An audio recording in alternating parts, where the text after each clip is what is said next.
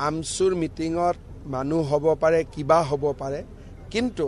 আমি যেটো কৰিম বুলি কৈছো কৰিমেই আমচুৱে হুলস্থুল কৰিলে দুটা এভিকশন বেছি হ'ব আপোনালোকে বাছি বাছি সংখ্যালঘু উদ্দেশিত এলেকাত কৰা নাই মিয়া মুছলমানক কৰি আছো যিখেনিয়া ফৰেষ্টত জবৰদস্তি খুমাইছে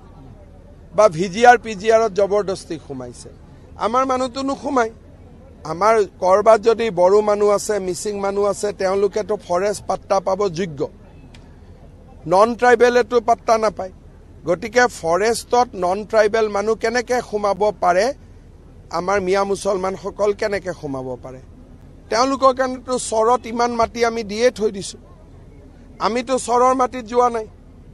চৰৰ মাটিততো আমাৰ বড়ো মানুহো যোৱা নাই মিচিং মানুহো যোৱা নাই অসমীয়াও যোৱা নাই বঙালীও যোৱা নাই বিহাৰীও যোৱা নাই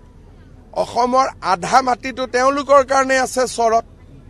গতিকে তেওঁলোকে আকৌ চৰৰ পৰা শিৱসাগৰ যাব খোজে যোৰহাট যাব খোজে গোলাঘাট যাব খোজে